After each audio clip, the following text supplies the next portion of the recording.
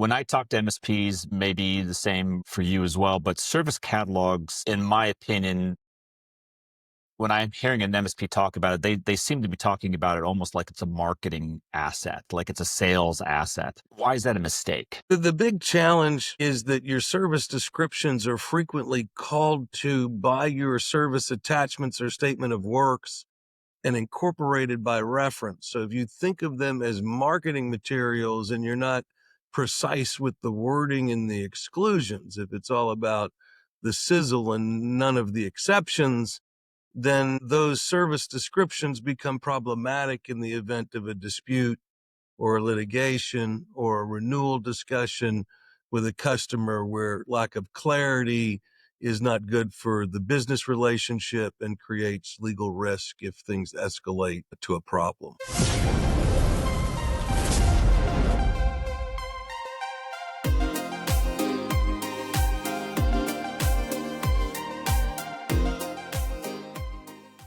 Welcome to the MSPZone podcast.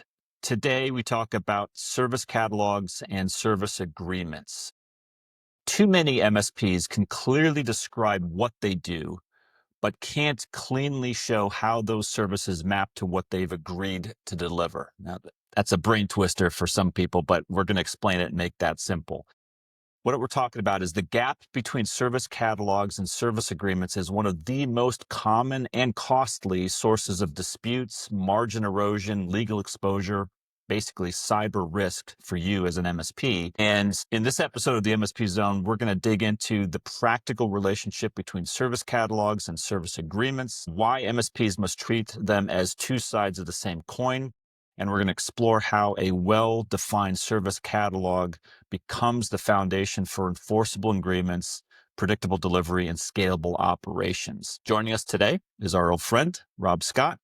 Rob is the co-founder and CEO of Monger, a contracts as a service platform purpose-built for managed service providers. He is a technology attorney with more than 2 decades of experience advising MSPs on customer contracting, software licensing, data privacy, and risk management. Rob, welcome.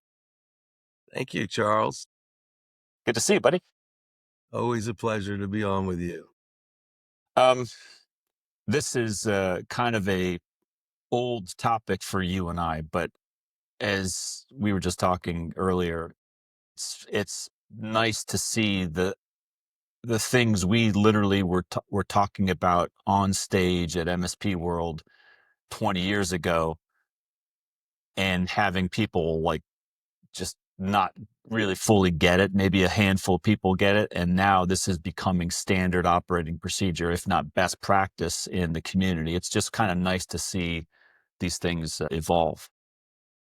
Of course, and I think that, a great amount of what's happened in managed services is a result of people like you who were there at the beginning, who have navigated the industry through many changes and many ups and downs. And so credit to you and your whole team for contributing to the channel. I think that, as time goes by, I certainly start to realize that so much about what's good in the channel was there, way back when you had, 300 members in the MSP Alliance. Long time ago. Long time ago. All right, let me start with an easy one. When I talk to MSPs, maybe the same for you as well, but service catalogs, in my opinion, when I'm hearing an MSP talk about it, they seem to be talking about it almost like it's a marketing asset, like it's a sales asset. Why is that a mistake? The big challenge is that your service descriptions are frequently called to by your service attachments or statement of works and incorporated by reference. So if you think of them as marketing materials and you're not precise with the wording and the exclusions, if it's all about the sizzle and none of the exceptions, then those service descriptions become problematic in the event of a dispute or a litigation or a renewal discussion with a customer where lack of clarity is not good for the business relationship and creates legal risk if things escalate to a problem.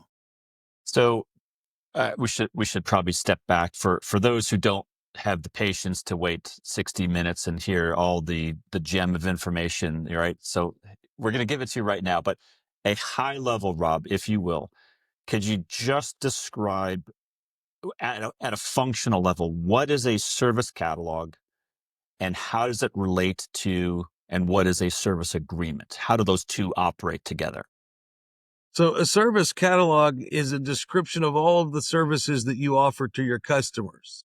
And it's designed to clarify the edge cases around those services so that if a court or a neutral third party was reviewing the agreement, that they would understand, what was included, what was excluded, what was the fine print around that particular service.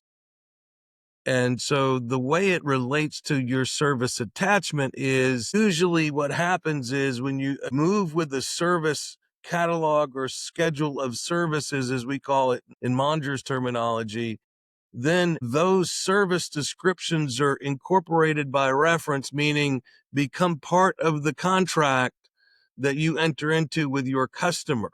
So you need to think of it both as a marketing description and a way to explain what you do to your customers.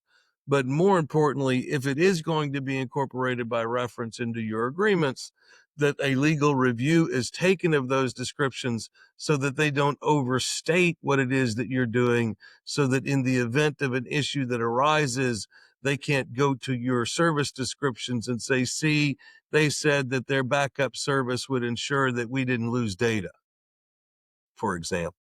So Rob, I'm gonna, like you are redirecting me on the witness stand. I'm gonna redirect you, and I'll give you some hypothetical. What a flip of the script. Yeah, right. That this is fun. I typically get questions from Rob in cases. Now I get to do the same to him. Rob, I'm an MSP and I believe in a white glove boutique service. And I don't believe in being confined or constrained by having a service catalog. Every customer of mine is unique. And therefore, every single customer that I approach has a completely boutique, customized set of service deliverables. Why is that not a better approach? Customization and personalization of IT managed services is a part of what MSPs do. They're trusted advisors. However, most successful MSPs get to a point where standardization and efficiency become critical to their ability to scale and grow and mitigate risk.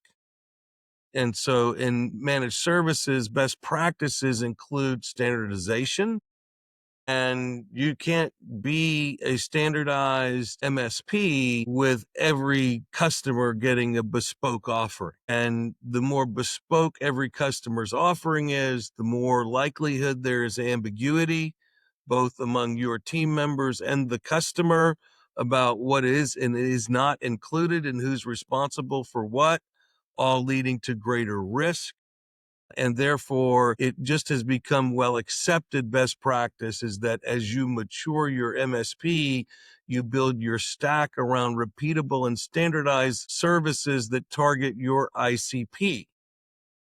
And you continue to replace those that aren't in your ICP, namely someone who refuses to take RFA or something similar.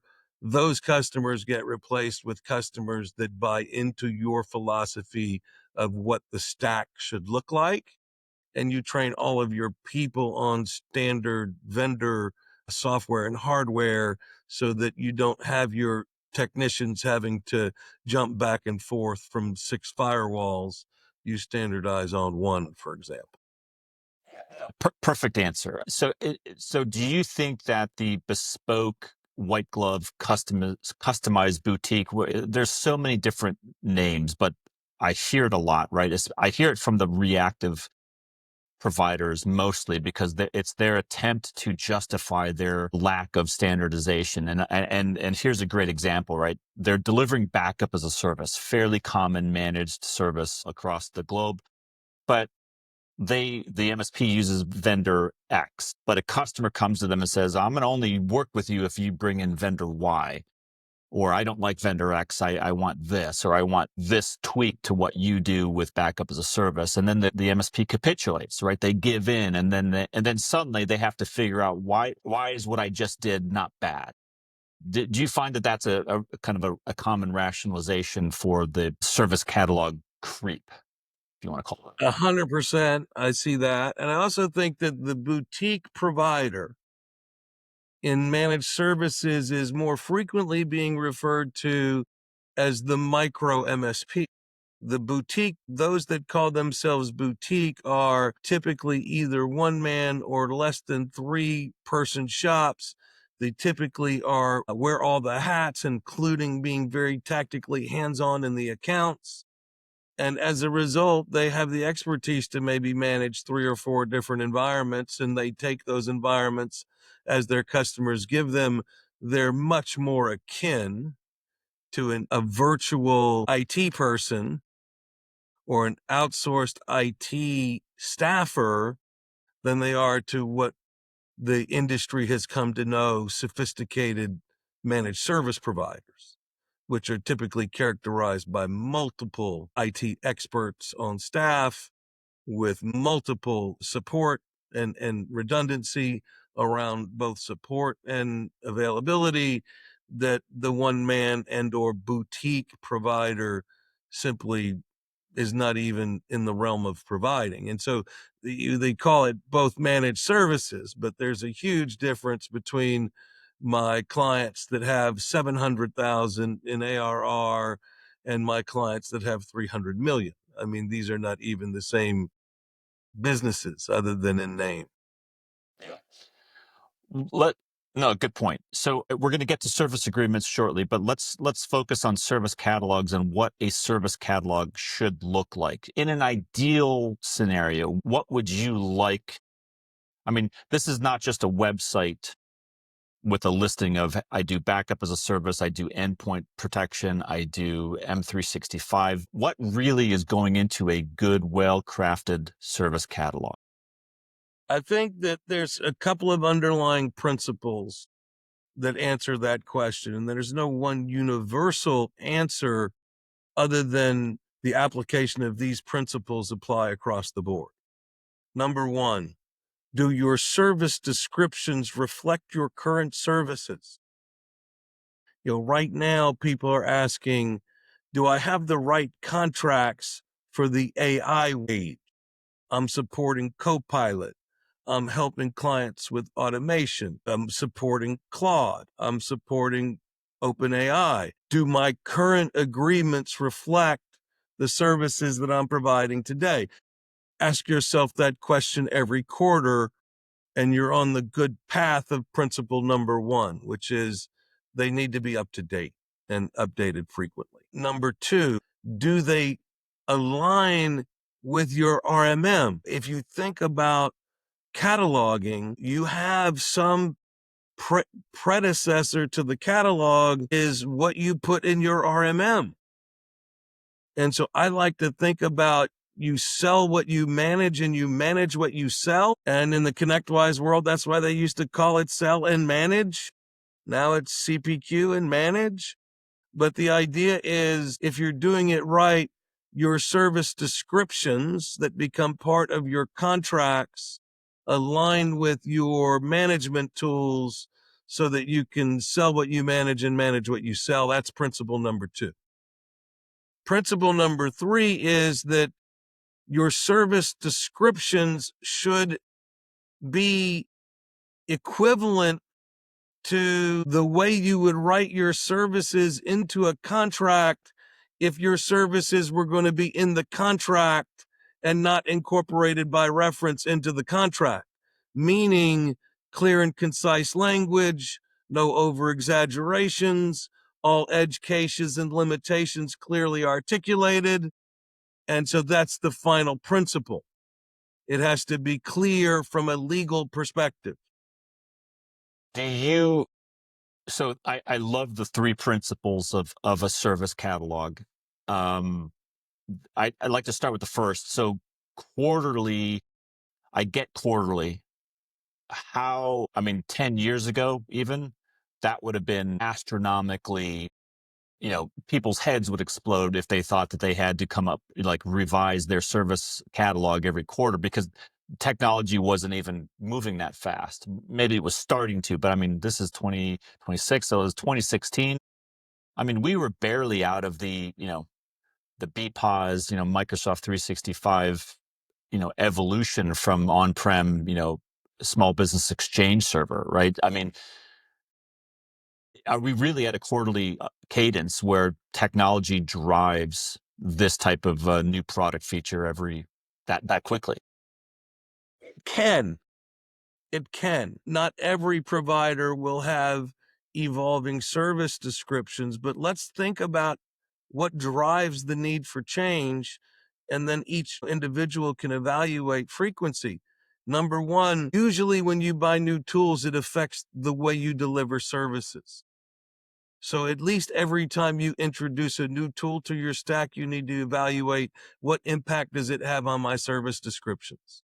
Every time you offer a new bundle or a new service, whether that service is something that you've marketed or it's just scope creeped into that on your projects. Take the AI example for many MSPs is an example of a scope creep. It wasn't a design marketing plan. They just started supporting AI because clients started installing it, right? And buying it in the Copilot context. So the issue really is your frequency with respect to how often you need to be updating is the answer to question number one. Do my service descriptions describe my current services? If you just bought new tools, if your customer behavior is changing, if you're remessaging, rebundling, then all of those are triggers that would say, yes, I need to take a look and do a review. As I'm thinking about it and about to ask it, I know that it's a difficult question. In your opinion, who in the current MSP portfolio, and it probably depends on the size of the organization, but who has responsibility for that service catalog today? Is it an IT director or a director of managed services? Is it a CEO? Is it the salesperson, if one exists? Any thoughts there? It's an interesting question, and one of the reasons why I think they don't get updated that frequently is just a racy, like who's responsible type question. I want to preface the answer with we don't recommend using service catalogs until our clients reach $1.5 million and above for a Oh, couple of interesting. reasons. Number one, we feel like early on in your development, focus on terms of service delivery is key to scaling, and many MSPs at that stage offer too much product and service and don't do a great job at execution. It affects their customer retention. It affects their employee retention. It affects their productivity, scalability, profitability.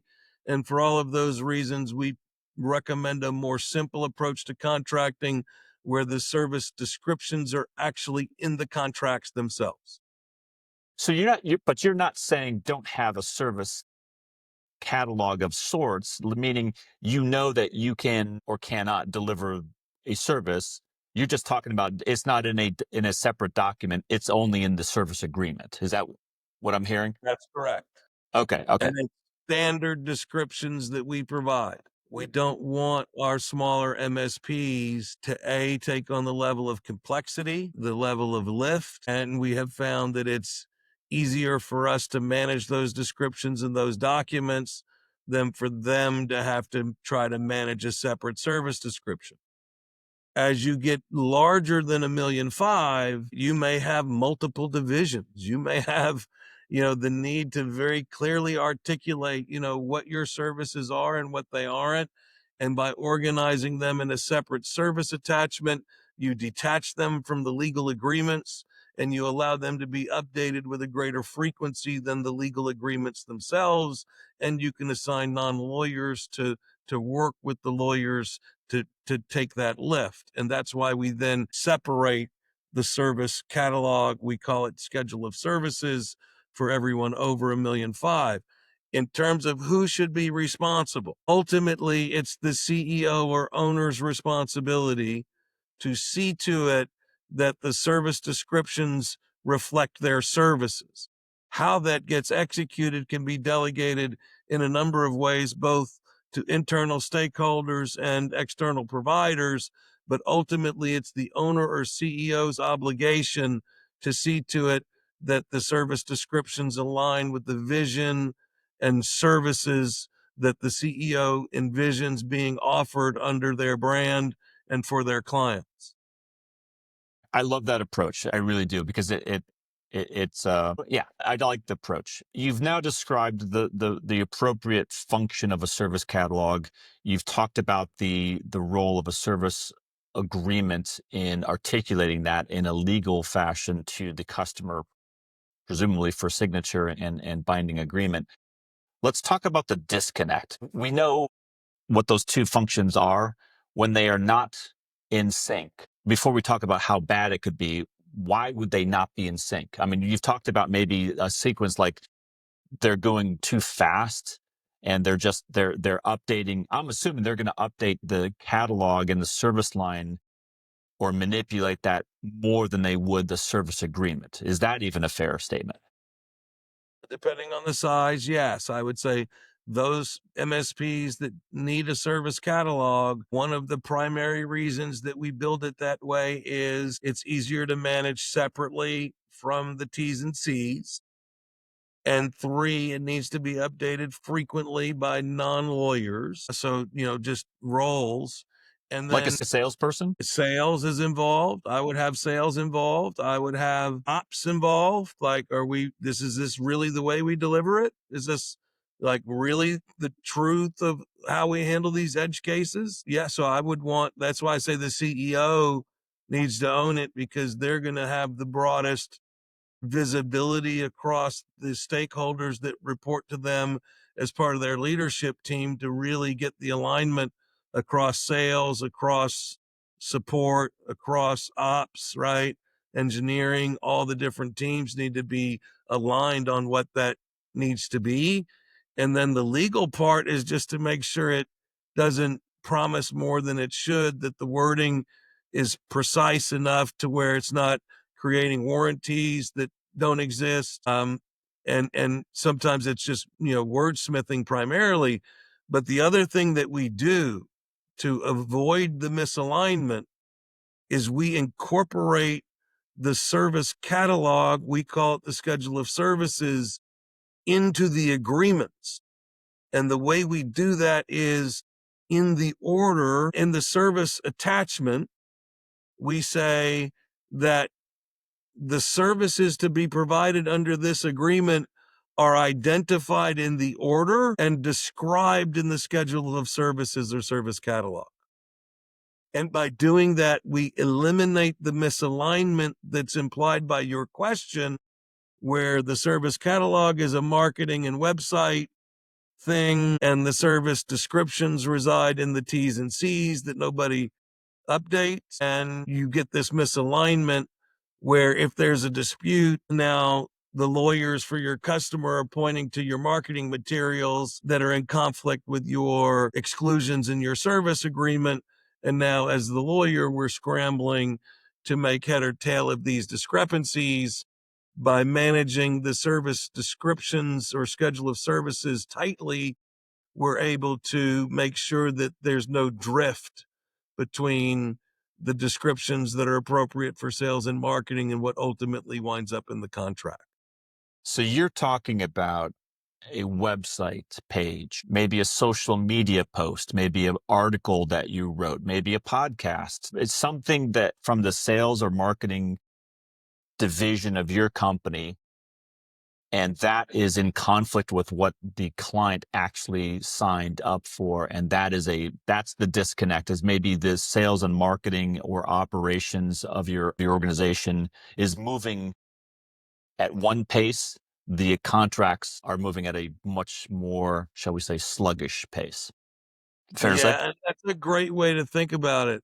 Are your contracts keeping up with your business? I mean, that's the important question to ask. Like, it's a corollary to the first principle. Do my service descriptions reflect my current services? And what we find with MSPs is that they've really been underserved by traditional legal providers, that the bulk of the work falls on either the owner or the COO or some, person that's been designated with this additional responsibility who's not a trained contract attorney.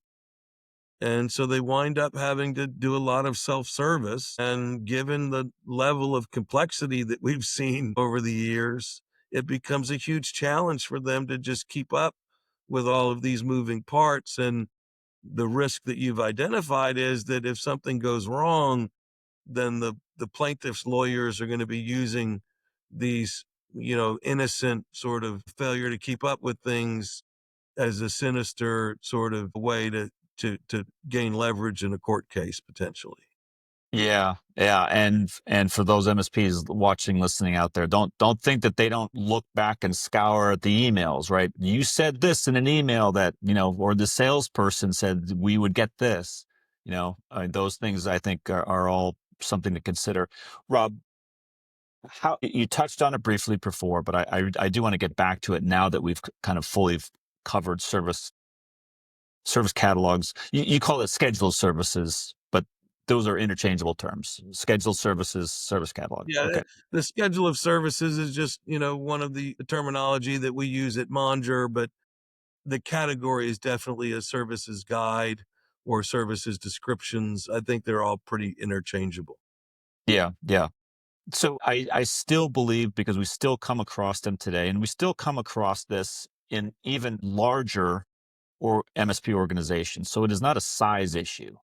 But how do you explain scope to MSP leaders or business owners who believe that flexibility, that customization or boutique nature equals customer service, and they're hardwired to say yes to almost everything the customer says, even if it means we're gonna expand the scope of your schedule of services or your service catalog. Look, I think to some extent, all businesses get taken where their clients take them. And from that perspective, we need to be mindful that we need to pay attention to the needs of the customer and the customer's needs when it comes to IT evolve.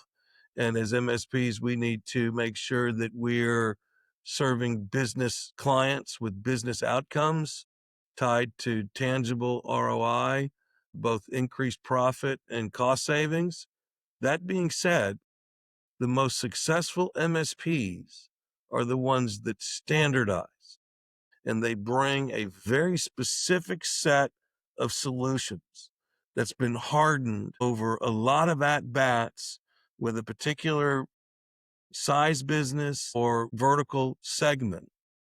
And they take that same playbook with those same resources, human resources, and they roll that out over and over and over again and offer predictable results to businesses that they serve. I have not seen any evidence that you could just build custom solutions for every customer and build a world-class MSP. Standardization and efficiency become part of scaling an MSP, and I've not seen any exceptions to that as long as I've been around. The alternative to that is consulting or reselling. That's not managed services. Like managed services, the development of people, processes, and technology to deliver better, faster, cheaper outcomes than businesses could deliver on their own. And you can't do that without, in my opinion, and the evidence that I've seen with now approaching 1,000 MSPs on our platform, I've never seen it happen. And Charles, you've got over 50,000 MSPs in MSP Alliance. I mean, it's never been a best practice when we talk about being a trusted advisor in the boardroom to that means you deliver a service that's, bespoke to every customer on the technology of their choosing, where you've got technicians that have to know 7 different products. I've not seen that work. I don't disagree with you, Rob. I'm asking, as you know, right? I'm using the Socratic method on you. just like you Yes, use it on me, and we ask each other questions, which hopefully illuminate other people. I But get it. I do feel like there are many MSPs, who are not using Monger, or have never engaged, your services at Scott and Scott, who have very old agreements which have not been touched probably in years, and yet they are dealing with AI issues. They're dealing with, MDR, EDR, SOC, security operations center services, point protection, and many other things that probably were never contemplated when that agreement was last reviewed by a legal professional, if it was ever. That they have to be in out of drift significantly with whatever service catalog or schedule of services they may have. And that's terrifying to me, to think of that from a risk standpoint, compliance standpoint, and just efficiency. I think the question there is, if something bad happened and your client sued you in court, how confident are you that your current customer contracts would protect you?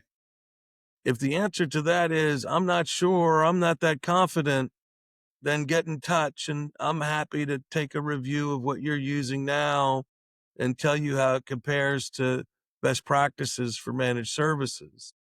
Because our mission is to protect MSPs. We think that MSPs for too long have had to choose between slow, expensive, and out of date traditional legal services and do it yourself solutions like vendor or insurance company provided templates, more frequently turning to unsupervised LLMs for legal workflows. And we want to help the MSP with a new alternative that allows them to leverage the cost effectiveness and the speed of the AI without giving up the experience of attorneys that have dedicated their career to representing MSPs.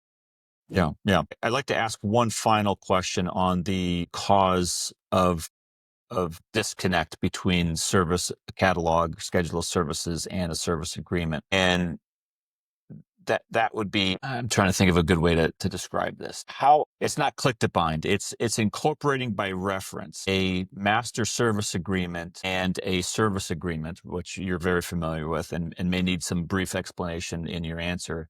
But there's a lot of MSPs who don't use that approach, and they have here's our entire contract all in one nice 52-page document, and they give it to a client, and what happens? It gets redlined, ripped to shreds, and it becomes a jumbled mess. And the CEO says, yes, we're going to accept all of those red lines and we're going to move forward because I want this deal. That has got to be a devastating thing and have a devastating impact on the synchronicity between service agreement and service catalog. Long way of saying that, but your thoughts? Yeah, and friction in the sales process, right? Too. Yeah, that too. Yeah, and standardization is a mindset. We challenge MSPs to tell their customers, unless your deal is over a certain minimum threshold, we don't entertain red lines. As a We matter of also, principle, or I mean, yeah, the MSPs pre getting on the Monger platform, many of them have conditioned their customers to give them red lines and friction in the sales process. When you incorporate your agreements online using a digital quoting tool where the call to action is press the button to accept the quote, what we find is friction in the sales process for most MSPs that serve SMB customers goes away completely. In fact, one of the challenges that we get to getting our clients to upgrade to our AI legal assistants that help with redlining is, Rob, in 3 years since I started with Monger, we've had no request for redlining. So number one, not a redlining is bad thing, according to you. no. I tell them, if you're not going to upgrade, that's the best answer I could possibly hear. It's like, the product is too good. I don't need a legal assistant to help me do redlining. But to your point, never let your customer dictate the terms under which you deliver your services. I like to tell the story when I was a young aspiring tech lawyer. I got a call from the biggest chip manufacturer in the world. And if you were a tech lawyer and you had this client on your roster, man, you were cool. At the end of the call, they told me, everything's great. We want to hire you. We'll be sending you your retainer agreement. Nice. I said, you know what? Don't bother. Because any customer that would think that they would send me my retainer agreement is not a customer that I want to have. And I turned that engagement down on principle because I knew where that relationship was going. They wanted conformity from you. Exactly. And what I say to my MSP clients is, we deliver a standard service that's multi-tenanted. We deliver it on our standard terms and conditions. If those terms and conditions don't fit for you, then it's an indication that we're not a good fit for your business because they're built to be appropriate to serve for MSPs that serve fill in the blank, right? And what we found is, by and large, when the MSPs follow the model of moving away from long contracts to short online quotes that incorporate online terms and conditions by reference, friction in the deal process goes away. Owner's time dealing with red line requests and the risks associated with them all but disappear. And at the same time, you have access to experienced attorneys that will walk you through those negotiations if, as, and when it's appropriate to do so. For example, we have clients that are doing very large managed services contracts with big companies. Those companies' lawyers are going to be involved no matter what your templates look like. So a lot of it is the markets that you operate in, but a lot of it we've learned is the method by which you present it and the mindset that you bring to the table. Yeah, no, I think that's a hugely important part. And the way you describe that is the client attempting to control what you deliver and the first act of that is sending you a service agreement that they wrote. I mean, that's like going to a chef and saying, here's my menu, cook this for me. Like, nobody Exactly. does that. Nobody in the world. We need that whole nother episode just there on red line tactics and sales advice, because every MSP gets choice of law or arbitration versus litigation issues that we should probably talk about for another episode. I, I'd like to just, so we now know that you should have a in sync operation where the two elements, assuming you're at 1.5 million or above to your best practice, and you have a service catalog or a schedule of services that is completely in sync with and harmonious with your service agreements. Let's assume that there are still many, many thousands of MSPs out there who are not doing that. If you were speaking, this is my final question to you, Rob, if you were speaking directly to MSP owners who say, our contracts are fine, don't have a problem with it, we've never been sued, I love what you're saying, guys, but this is really just theoretical, what would you say to them? It's interesting. Legal protection is sort of the primary reason that someone thinks about Monger. In Canada, legal protection is not a big a deal as it is in America because the perception among MSPs in Canada is that they're not in as litigious a society, and therefore the probability of being sued is lower, and therefore the priority of legal protection is lower. But what I would say is that even if legal protection is not your priority, value in your business should be important to you. And your contracts are primarily the number one asset in your business. When you go to sell, the probability is that you're going to do an asset transfer deal. The preference is still for asset transfers, and there's a penalty to sell a corporation instead of assets. The number one asset is your customer contracts. Sophisticated buyers know the difference between the garbage you're using and good agreements, and it factors into what they pay you in the end.